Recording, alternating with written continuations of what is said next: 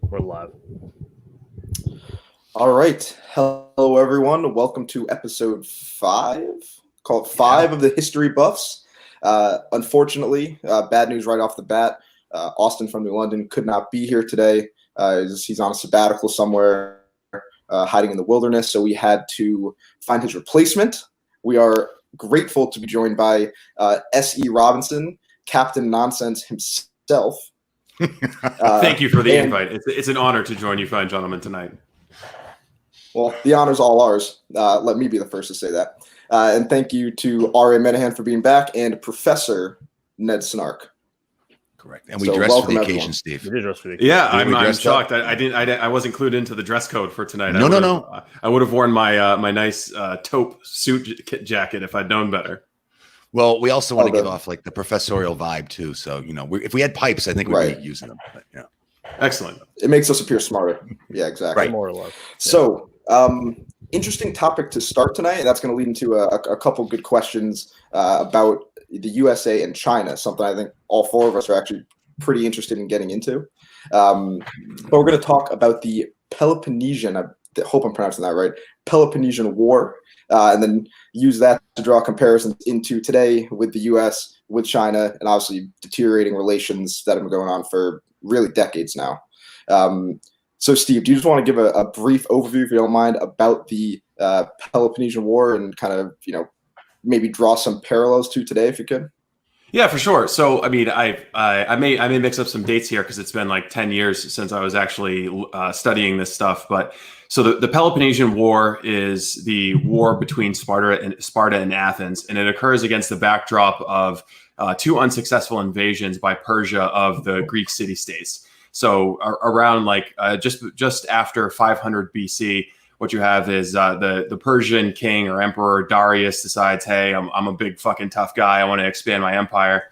He goes and tries to invade Greece. And at the time, Greece wasn't just this unified state or community or anything. It was a collection of ad hoc polises or city-states. So you had Athens, Sparta, Corinth, Thebes, just all these basically walled cities, and they were their own political communities, and they all had their own unique cultures and ruling kingdoms, but they all had a common interest in not being basically turned into the slaves or clients of the Persian Empire. And so you have basically two attempts by Persia, first under Darius and then under Xerxes, to subjugate the entire Greek area and all of the city-states there. Both of them were fought back to a great extent by Sparta. Athens is known for its naval superiority, like at it was the Battle of Salamis, or right. I think maybe Marathon, where Athens really rebuked the Persian navy, but primarily Sparta was the larger power because they had the bigger ground army. And so, basically, on the strength of Sparta's ground army, the Greek city-states repel these two Persian advances. And after that, Persia goes home. They're licking their wounds. They're like, "Fuck, all right, we're not doing this anymore." But then you're left with a relatively peaceful, stable area in Greece, in the I guess on the multiple peninsulas and islands, that area there. But then inevitably, after that war, they're all kind of looking for what's the next big thing. For Athens, it was conquest, and they want to go and they want to kind of capture all of these islands in the area and make them pay tribute, because they again have this very strong navy. And for Sparta, they're going back and they're kind of tightening up their own little community, because Sparta was basically a slave community. I think the Greek poet or historian Herodotus said that for every one Spartan citizen, there were 7 helots.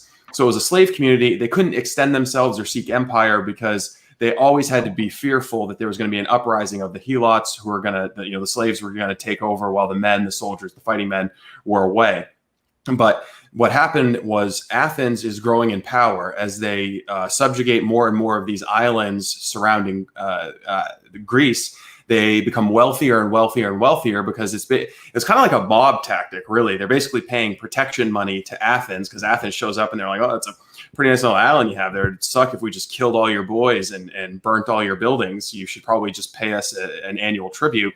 And they did that very Right. successfully and grew their empire and became very successful. And as they rise in power and become more successful, Sparta's kind of over here like, hey, you know, we appreciate that whole fighting the Persians thing, but we're kind of worried because you guys are getting a little too big for your britches.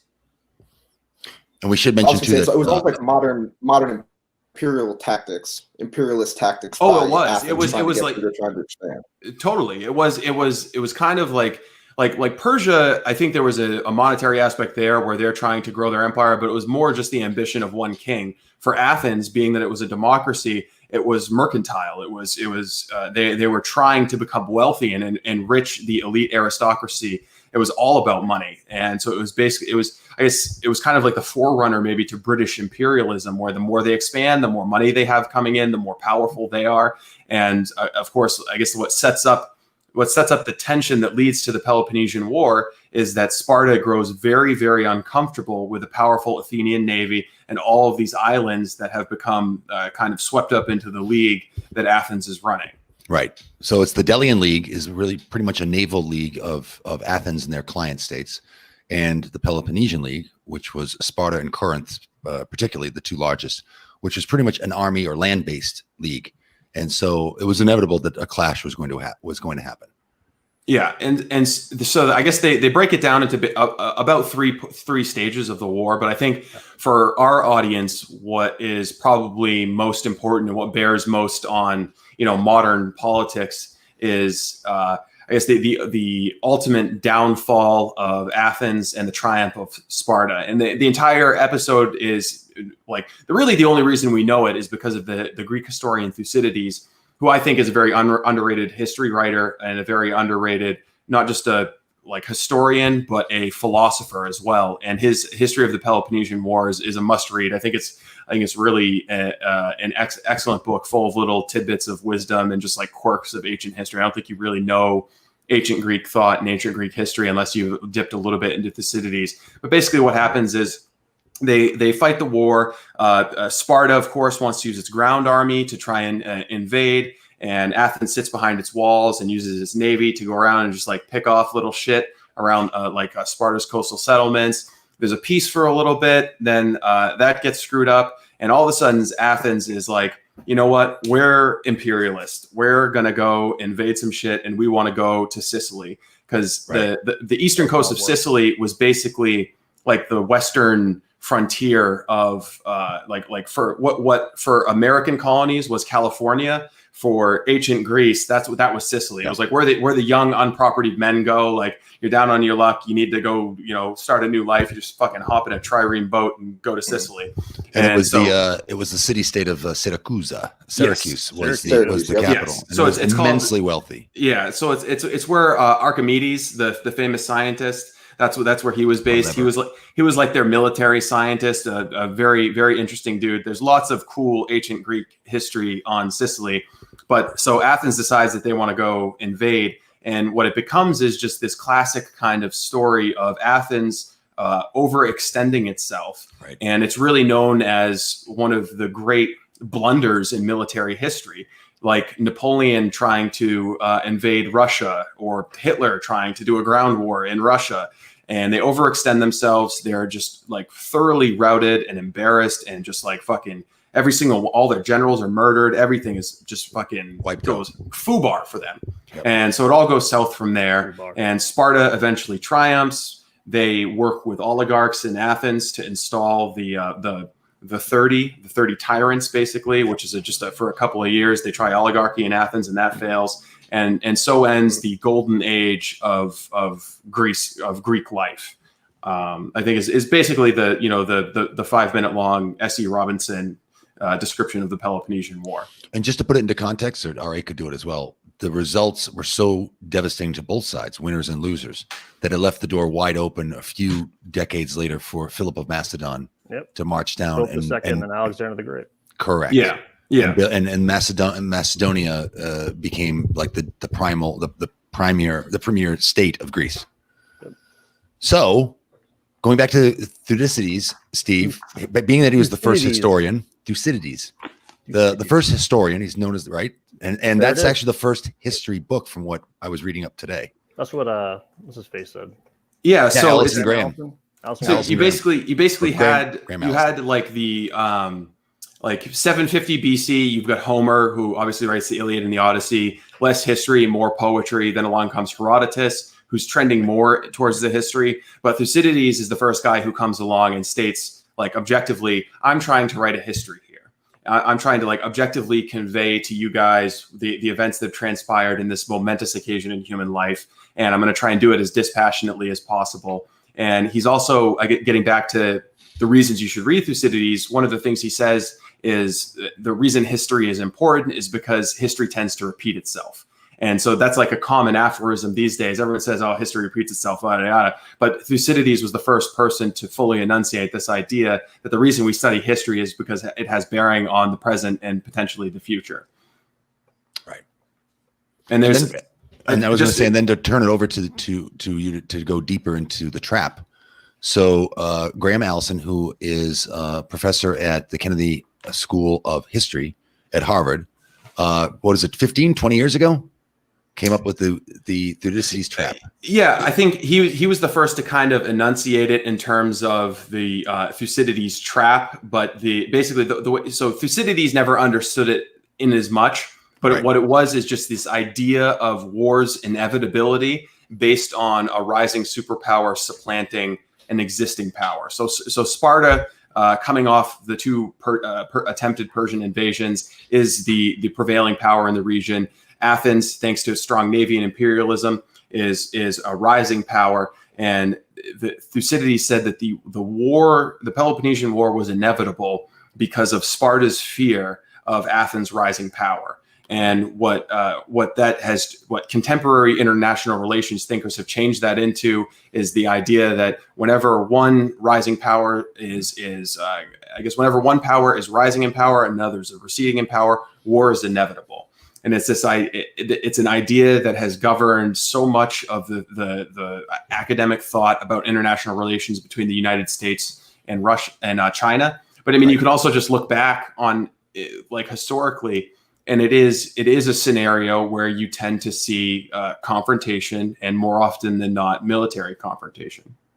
Yeah. So he, in one of his, I was watching a couple of his TED Talks earlier, and they threw up an infographic of 15 times since the beginning of the 16th century that it's happened. And out of the 15 times, I think 11 of them resulted in war, and then only 4 of them didn't result in war. But interesting enough, as far as like we're concerned, the 3 out of the 4 happened after the atomic age. And also, I don't like Steve, you just said that he said like it has to necessarily be like a receding power. I don't think the US is necessarily a receding power. The way I took it is that he's implying that China is the up and comer, obviously, and that China, like war between us is inevitable. Do you think that's going to happen? Do you think it is inevitable? No, I don't think that war is inevitable, but I do think that you have a scenario where the United States is receding in power, and I do think that you have a case where China is growing in power. But I think it's not. It's an asymmetric type of power balance because, like right now, China's advantage might not necessarily be in a full-on naval confrontation or air force or a land war or something like that. I don't think that's what we're looking at. There were these 2 Chinese colonels in the 90s who wrote a book called Total War, and it talked about the different spheres in which war is fought. And before, the early 1900s, war was basically fought on at sea, in the I guess not planes yet, but later planes would come, ground war, that kind of thing. What they expanded into is economic war, financial war, cyber warfare, those kind of things. So I think that the nature of war has changed so significantly since Thucydides was observing the Peloponnesian War. And even since Graham Allen was kind of characterizing the dilemma Thucydides points at, the nature of war has changed so much that to use that thought model to necessarily constrain thinking about U.S.-China relations, I don't think is very helpful. So I think that Thucydides' trap points towards a tendency that might be there, but it's not necessarily a useful or helpful thing to constrain our thinking about relations between the United States and China, if that makes sense. It does. It does, because even when you in the context of the TED Talk I watched that Graham Allison made, It's not an inevitable thing. It can be avoided. And I also, I mean, we can go off on a tangent here, but I also question that we're not a wane. I don't think the United States is a waning power. Yeah, I I don't think we are either. Right. I just think that since global communism, the Soviet Union and China's ideal of Mao communism is not the same as the Stalin version that they've been working on in the Soviet Union until 1989. It doesn't mean that war is inevitable, because first of all, you have the nuclear option as, that's it, right? Game over for everyone in the world. Yes, and of course. The U.S. now doesn't need to be the arbiter of world. We're still trying to get over this, by the way, but we don't need to be the arbiter of the world's righteousness. There is room for other rising nations, as long as it's not at our expense, whether it's through trade or military. See, I think you kind of you say on the one hand that the United States isn't a waning power, but then this idea that we don't need to be the arbiter kind of suggests that we are, because in areas where we cede the global hegemonic leadership, like the global primacy role, we are, I mean, that creates a vacuum that someone's going to fill. Correct. And who's going to fill that is China. If you look at the continent of Africa right now, the economic development role is largely being taken over by China. And so China comes to a nation like Zimbabwe and says, hey, you guys are having some tough time building out your infrastructure. What we're going to do is we're going to build out all of your infrastructure. All we want is some mining rights. You guys are a developing economy. You're not using this lithium.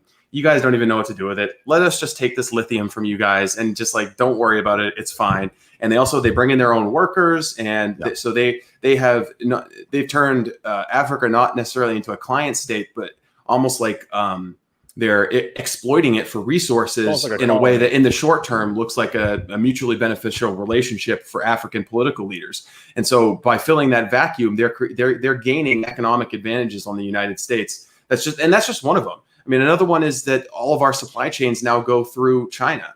Nope, wrong. Which is a big issue, yeah. Not since COVID. Not since COVID. No way. I mean, some of our That's medical my job, supply Steve. line, I know. I know. Yeah, I mean, some of those, but I'm talking about the critical ones. I'm talking about little electronic components. Like if you were a Chinese, if you're a Communist Party leader and you're trying to find a way to exploit the United States military's or the United States economy's reliance on Chinese supply lines, how easy do you think it would be to slip a little microchip into something that finds its way onto an American, naval cruiser? It'd be very easy. I mean, it's the same exact things that we do to North Korea to undermine their intercontinental ballistic missile program. I mean, we get into their supply chains and we fuck shit up. And if you don't think that China is trying to do that to us, you're very naive. Right. And so our dependence on China for our supply chains over the last 30, 40 years has, I think, shifted not just economic, but military power to China in a very significant way. Well, speaking, if we're going to go down that path, the cost of doing business in China has gone up over the past 5 years. So now you've got the emerging nations of Southeast Asia, Vietnam particularly, where labor is cheaper, infrastructure has been developed. It still needs to be further developed, and China has not really delivered on they've delivered the bottom line for what the American consumer is looking for when it comes to production.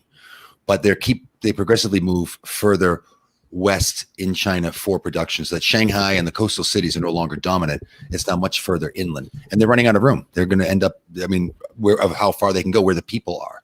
So U.S. businesses are taking full advantage of the cheap labor that's there now, but there's even cheaper labor with better quality at less risk. They all know the risk of dealing with China. They steal everything. Of course they do. And China is not without its own problems, for sure. All right. Right. Like the situation there is not sustainable. In some ways, they're kind of like Sparta. Like they've got their own kind of keylot situation where it's a tinderbox, and they have so many they've got this Orwellian state going on where they have huge technological means to enslave and subvert and subjugate their population. Sense to the population. But it's still a risk. I mean, there has to be like the hopeful part of me that believes in the human spirit has to believe that the potential for some kind of renaissance or rebellion or revolution could actually take place in China. But I'm not optimistic about it. All right. Well, if you think it's happened already in all of the communist countries, pretty much, like all the big ones at least. So, I mean, I know it's a different setup than what the Soviet Union was. Like the Soviet Union took steps in the '80s to like be more transparent, more open, like a glasnost. You have perestroika, but I don't think it's out of the ordinary. Like you see what's happening in Hong Kong, like it's gaining international attention, and you could put international, trade sanctions on China. Sure. Because it's not just the U.S. This is like 2030 supposed to do like $500 billion. Like China's going to export that much to the U.S. But if you look at all their allies, like military allies, they make up over half of their exports total. So exports 20% of their economy. So if you can put a stranglehold on them, I think. Yes. Just economically that way. Correct.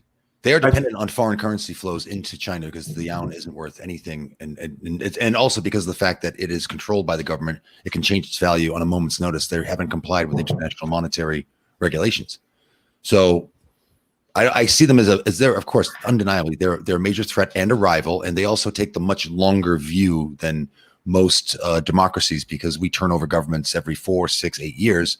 They can have people in place for. I mean, Pai has a plan through 2035. Yeah, and he's already been premier for what? How long? 8 years, 10 years. Yeah. So they have a long plan, and China has always been refers to itself as the Middle Kingdom, and they look at all other nations as barbarians. I mean, Quilo. It's the literal translation. So I think democracy sometimes gets in the way of long-term military planning. Correct. I mean, it's just like the United States history is littered with examples where strategy changes every 4 years. You can't really plan out beyond 4 years. So the China has an advantage in that regard, but you have to also look at historically communism has failed wherever it's been tried. And I know China has increasingly become like this kind of hybrid capitalistic communist. They're trying to marshal market forces to their advantage, but you also have to wonder. Exactly. Yeah. So is China going to be the first nation to practice communist style command and control economies and not fail? Maybe, right. Yeah. Karl Marx would not recognize, China today as any of the communists right now. Yeah, that's true. So I want to get back to the waning superpower thing with the US though. So I guess my question to you, Steve, is you're talking about China and how they're almost becoming imperialistic all over again, like a 21st century imperialism with like going to Africa, mining lithium, that sort.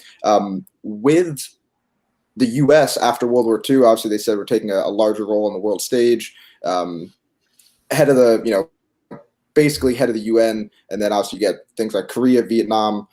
I don't necessarily view that as the U.S., improving on being a superpower. I'd almost argue that since they kind of have been withdrawing more and more from kind of world conflicts, that's almost strengthened the U.S. a little bit. Like it's almost helped them become more of a superpower, not made them more kind of like reduce a little bit. Yeah, but it's almost too late, really. In some ways, you could look at Iraq and Afghanistan as the United States Syracuse or Sicilian expedition, where we've overextended ourselves and we're now engaged in.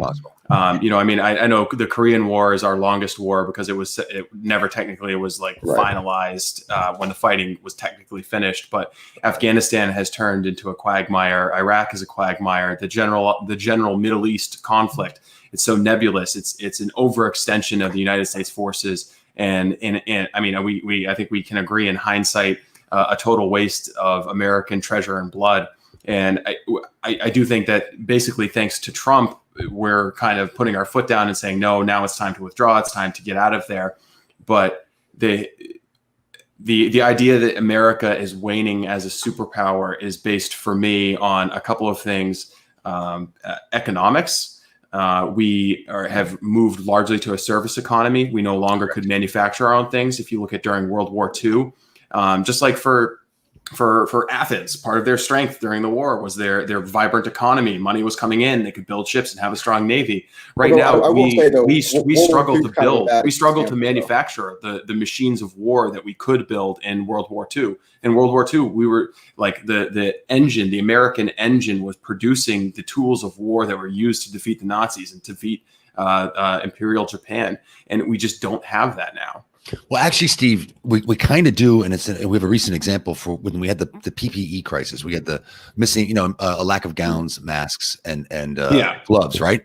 I was on calls with Ford, with 3M, with GM, with manufacturers in the specifically in the upper name dropping baby, but specifically in the upper Midwest, where they were converting plants underproducing or underproductive plants to make the PPE, and it's businesses that it's a different business. It's not making cars, making tanks, or things for war, but they're flipping over and they're still pumping it out because the feeling that we got was we will never be this vulnerable again when it comes to something like this. We're going to be reliant on China. And I can tell you horror stories about what they did, pretty much openly in on the world stage in delaying the personal protection equipment that was vitally needed in Europe, in Latin America, in the United States. The roadblocks they put in were revolting. If I told you what they did, literal roadblocks. But now I saw that I was kind of heartened to see that there was pretty much I want to say a month, 4-week, 5-week switchover where we got on the phone with these people to discuss logistically how are we going to move this stuff around the U.S. How do we get the raw materials into? I'm trying to give you an example. Lansing, Michigan, and so then they get trucked out to the hospitals at this point in the U.S. So I think we can do it. You just need a national cause. You need US, I mean, so and COVID caused that, and Trump invoked the Defense Production Act, so you were able to mandate some of that stuff. I'm not saying it couldn't turn around, but it's nothing like what happened during World War II. But in World War II, FDR basically just took control of the economy. Like he focused he basically had dictatorial powers more or less. Yeah. He was able to he did. But I mean, if a president today wanted to take those same dictatorial powers to improve production, he probably could. Under the Defense Production Act, which we kind of did, but I think you also have to consider that the wars from now on won't just be fought with tanks or nukes or something like that. And we've become lazy because of the nuclear umbrella, but they'll be fought with financial war. There'll be economic war. There'll be cyber war and those kind of things. Like. And also, I mean, everyone shits on Trump because he started the Space Force, but the Space Force is a fucking great idea. Honestly, it's 10, 20 years too late, because if China decided to wipe out our GPS satellites, where the fuck would we be? There are very little things that a lot of people don't think about unless you're like involved in military strategy. Think about the militarization of space or financial markets or something like that. I think that the coming wars and conflicts will be nothing like what we've seen before. I just don't think that the United States is ready for that. I think also we're so consumed with our own petty conflicts and political battles that there's no sense of national unity. Like if there were, like, China honestly could drop a fucking nuclear bomb on Kansas tomorrow, and half the country would be like, well, was it China? And the other half of the country would be like, well, of course it was China. And the other half of the country would be like, well, maybe we deserved it because we're fucking racist. There would be no national like urgent response or coming together. And there are just like a number of factors. Maybe I'm just like a pessimistic asshole, but I do think that the United States is a waning superpower at this point. What did they do to you at Bowdoin? It didn't happen at Bowdoin. Trust me. I left Bowdoin a cheery-eyed, optimistic conservative still.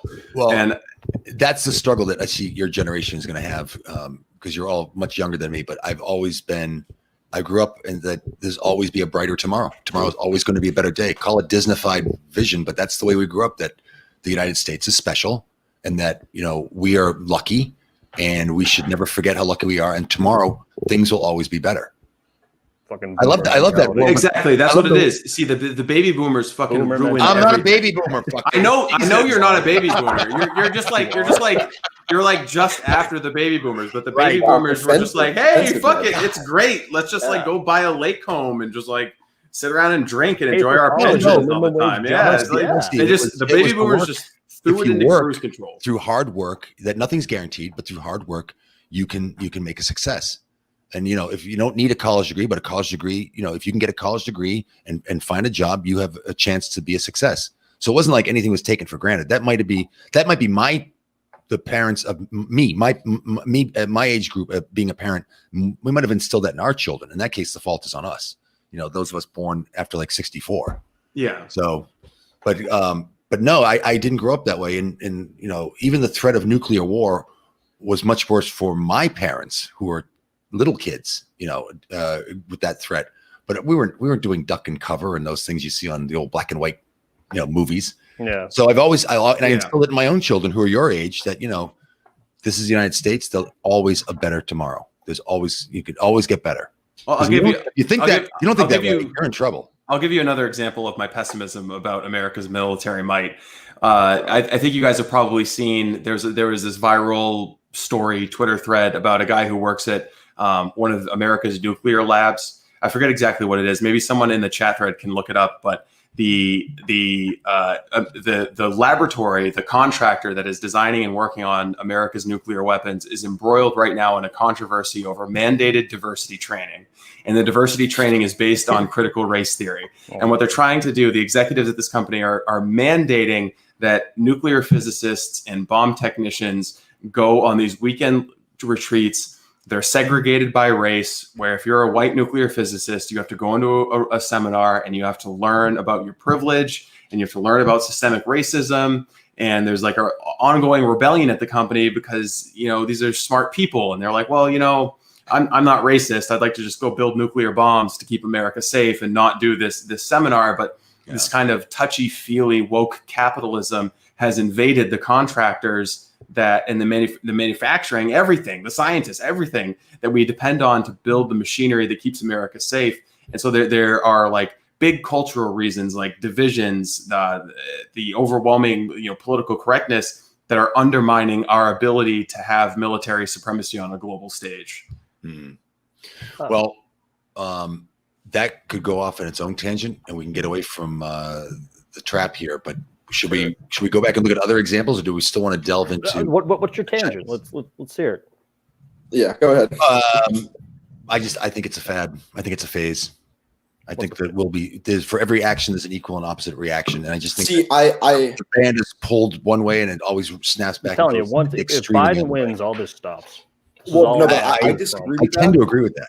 Oh, no, I disagree, Ned. All right, you're definitely right, but I disagree that I don't know if it's a fad because, again, I've been around the education system a decent amount for my young life, and it's not getting better. Like when Mike says on the show that a lot of the stuff he hears about he learned in school, that's true, and then some, and it's now trickling down to the high school level and the middle school level, and that mandated diversity training you're going to see for PD days for teachers and districts, and unless a cultural shift happens, a cultural mindset changes, I don't know if there is an end in sight, at least anytime soon. Well, one of Trump's platforms is what to schools of choice or something of that nature, where school choice, charter schools, that's game changing. It is, but it's a union in a tizzy. Well, it's so hard to enact. In a former life, I worked at a free market think tank. One of our things was charter schools, but the teachers union is so powerful, and they can find all these little poison pills and ways to shut down charter schools. And then you've got every newspaper reporter wants to kind of try and find a way that a charter school is failing, and everything is lined up against charter schools and in favor of government-run schools.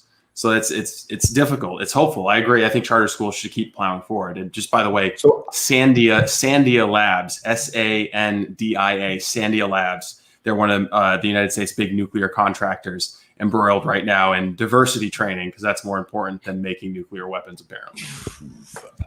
I think we're fine with nuclear weapons. I don't think we need any. Yeah.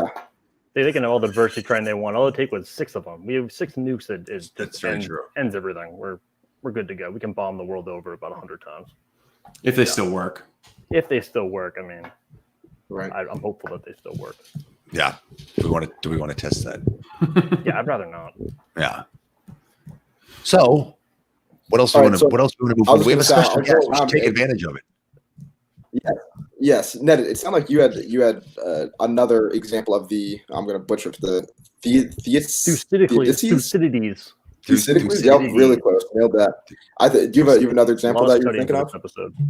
Oh, there's in the pre-nuclear age. There are plenty, and they're very interesting. The one that just jumps to mind is the rise of the German nationalism, and not nationalism, but the Republic after the German Confederation of the mid 19th century that Bismarck had put together. Franco-Prussian War. Well, even after, it's actually after that. Oh, yeah? So when and I'm looking at the military, the first military buildup I can that jumps to mind is the Naval Race between Britain and the new German under Wilhelm II, by the way. So Bismarck, who had held the German growth in check, in a controlled check, he was pushed out and retired. He was an older man, but certainly he had a good 10, 15 years left in him. But Wilhelm II said, he was a bit of a cowboy, and he just said, no, thanks, go off, retire. I got it from here, and immediately enters into a naval arms race with his first cousin, the King of England.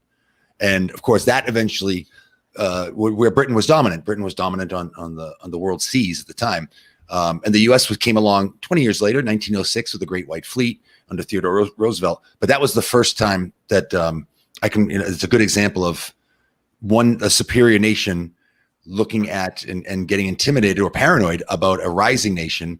That if you went ahead 20 years from that time, maybe 25 years, you've got World War One. Where there's also peaceful examples of it too. Like at the same time period, like after World War One, the UK basically just loses its entire empire. Like it just crumbles. Whereas the US, prospers the most after the war. So you have instances, like I said, where you can coexist where this happens. It's not always, it's not always two rivals or two different ideologies going at each other. These two were allies, and they just happen to swap places on the world stage. Excellent point. That's exactly right. Even when they were rivals, they decided, instead of going to war, they ended up putting it aside and became very tight allies before World War I and II. And I think one thing that Professor Snark's a word that you used that we hadn't yet that I think is key to Thucydides Trap is paranoia, and this idea that it could be just a completely unfounded idea, but it's just this perception of growing power and the fear of some unmaterialized threat, which leads another nation to engage in some kind of military conflict. And perhaps there's a way to, I guess, ameliorate or avoid that paranoia through modern diplomacy. Right. I don't know. I don't know if that's possible. I don't know if that's possible with China right now, but I think that Immanuel Kant has this idea of the liberal Pacific alliance of states. Basically, democracies don't like to go to war with other democracies. So the more democracies we have joining this liberal alliance, the less war we'll have. And if you look like post World War II, it's kind of panned out. All these democracies get together, like the nations of Europe, the nations of North America. They kind of, the war is very unlikely to happen between democratic nations.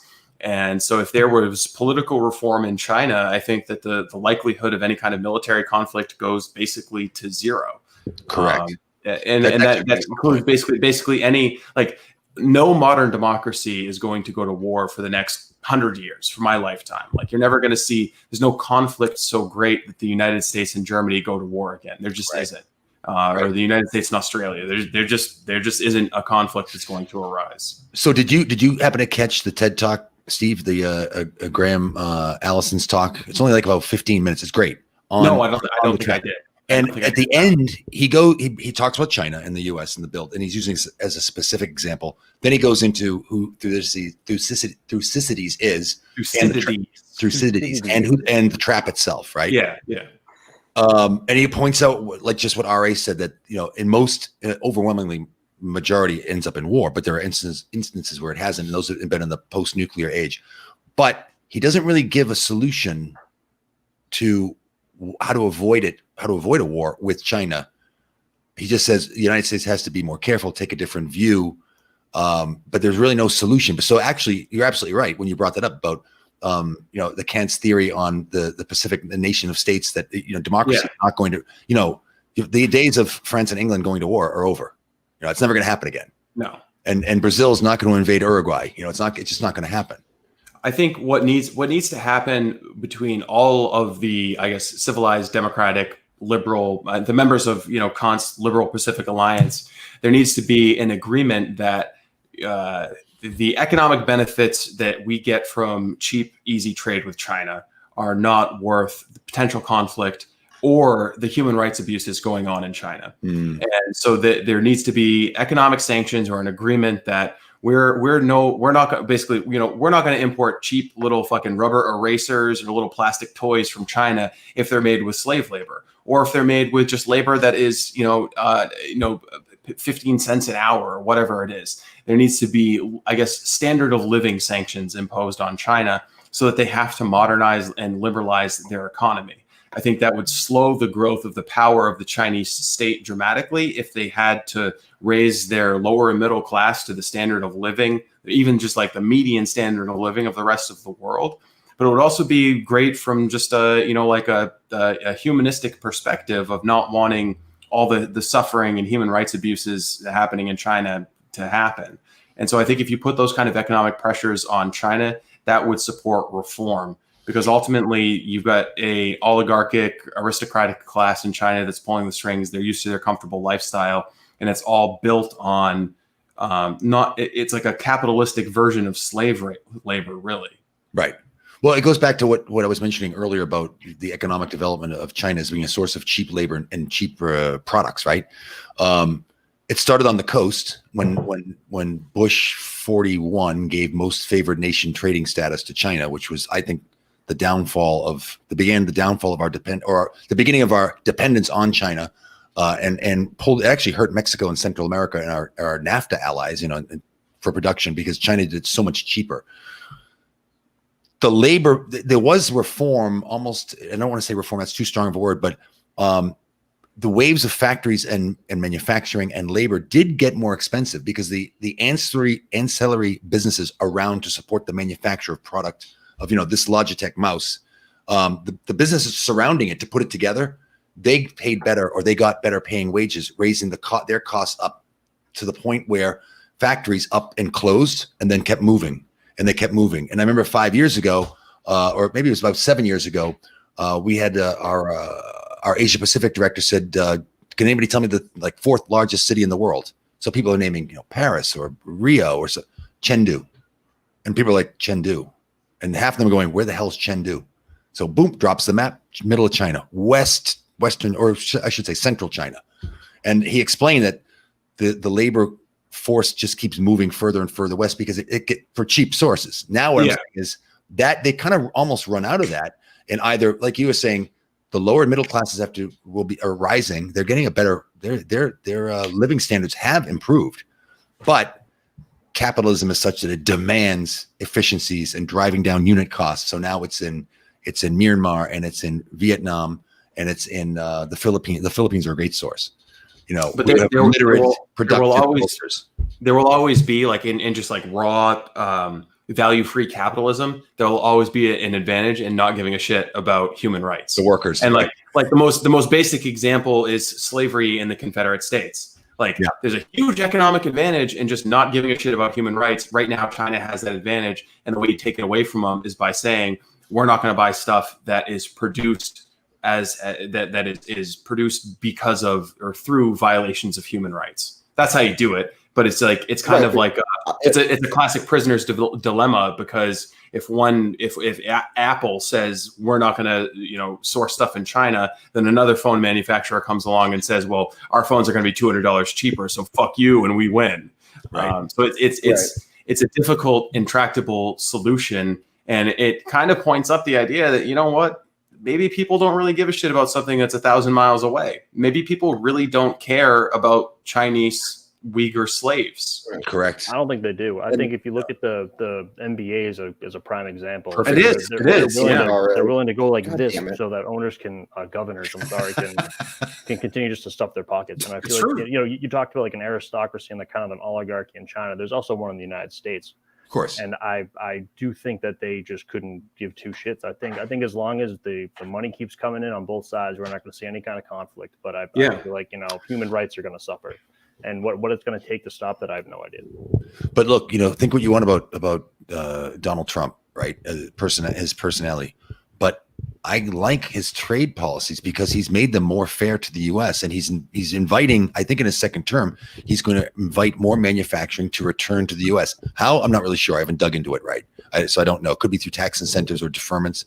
But he knows, he's a business guy first and foremost. He knows that the U.S. had these lousy trade deals going back decades, where our wealth was being bled out to support other nations' workforces. So I think the best way to go is to near source and bring it out of China and bring it back to the Mexico or Central America, those countries near or directly on our border that would benefit the most, although there's massive corruption. We all know that, and they'd have to fix that as well. But I'd much rather have that industry nearer to the U.S., nearer to this in the supply chain, than over being built by a hostile nation. Last night, just as a tangent on the Channel Zero show, we were talking about the viruses. The vaccines for COVID.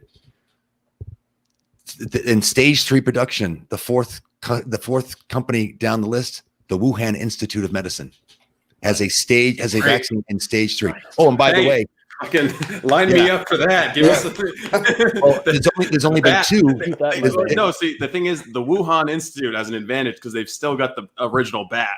Well, right. Well, that was the joke. Yes, was right, exactly. It's like they know the answer to the test. Yeah. They didn't it's like they developed a virus and a vaccine. Line me up for it. Give me a fucking double dose, both arms. Let's do it. And rather than have our enemies make these products, even the PPE, I was kind of offended. And by the way, a lot of the people I spoke to who are buying the PPE here in the U.S., whether it was through FEMA or their own money, I can't tell you how many people. I want to say 50 to 75 people that were put in touch to me that were spending their own money. Millions of dollars were at stake to bring PPE in out of altruism, because they can't stand by and do nothing. It was Steve. I should have brought you on those phone calls. You would have been, exactly. But it would have spun your pessimism back to optimism. I was very much maybe. I mean, there's still plenty of private, I guess, charity and entrepreneurship. There's a lot of reasons to be excited about the American project, but also a lot of reasons to be pessimistic about it. Well, our democratic principles are also our biggest vulnerability. They could be used against us. Well said, Professor Snark. Thank you. Hey, by the way, I get glasses too. So, I'm gonna put them on too. So Steve, you've been more than gracious with your time. Thanks again for coming on. Yeah, right. I think one more thing. Let's just see. How do you guys think it ends? Do you guys think that there's an inevitably war with China, without China, and if so, what do you think it's over? Ned? KDL. Let's go. No, I'll start with KDL. KDL, you go first. Oh yeah. Dan, I've been waiting my turn. You on the spot. Hey man, I lost Gutenberg's printing press to Ari because you guys made me go first. I couldn't think of it. You picked art. Oh yeah, he lost. Yeah, he lost. Yeah, I lost. People drawing. Draw. Well, here I go, pulling another one out of a hat here. The best week of the Renaissance. So I think the war is already going on. I don't think anything will ever be declared, if that's what you mean by an actual war. I don't think there'll be boots on the ground. I really doubt there'll be boots on the ground. But I think from a cyber perspective, from an economic, financial perspective, I think the war's really been going on for the turn of the century. If not, I mean, sure. Maybe mid 2000s, but I think it's been going on for close to 20 years, if not longer. Yep. Steve? Well, first, I'd like to thank KDL for continuing the fine public teacher tradition and taking the night off. But I would say that Zoom meetings have been killing them. I would say We fell asleep at the beach today for 4 hours. But I was on the clock. I was Skyping from the beach. All right. So, I appreciate that. I think that just like the nature of warfare has changed, so too will the nature of victory and defeat in warfare. And right now, the conflict among nations is kind of the undercurrent. The overcurrent is the struggle by multinational corporations for power and supremacy. And so physical nation state borders and your citizenship, your fealty to whatever elected government or sovereign entity is becoming less important than corporate power. And this is like some crunchy socialist bullshit, but this is like the point. If politics is a spectrum, this is the point where the far left and the far right kind of get together, where I'm very skeptical and very concerned about the rise of multinational tech corporations that aren't truly accountable to any one sovereign. And so that's where I think the real battle for human rights and human future is taking place. It's against large oligarchic tech companies as opposed to any one government being, because it's not on it's on very few people's radar. Like you can resist the government, you can rebel against the government, blah, blah, blah.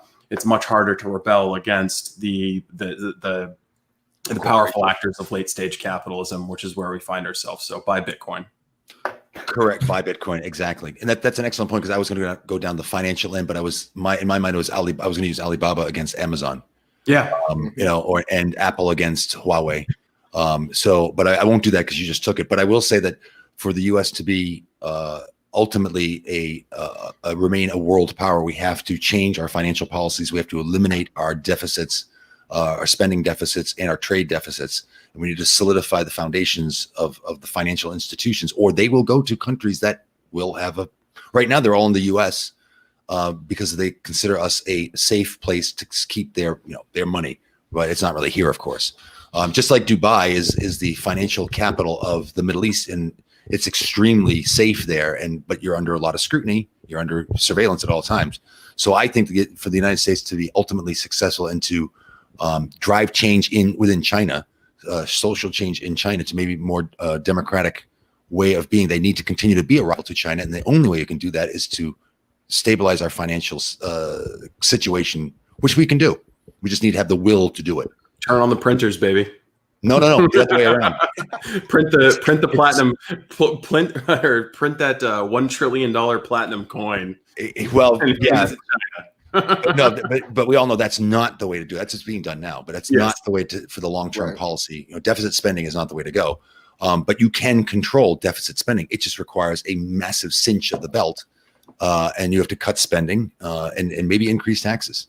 But you can increase taxes smartly. What Republicans have been saying all along: cut spending, cut spending, cut. And they haven't. The Republicans are the one that actually increased spending. I know, and that's George. The TSA, Homeland Security is the most bloated thing I've ever seen, and I work with it every day. Iraq and Afghanistan as the Sicilian expedition. Yes. It all comes back. It's full circle. That's right. Love it.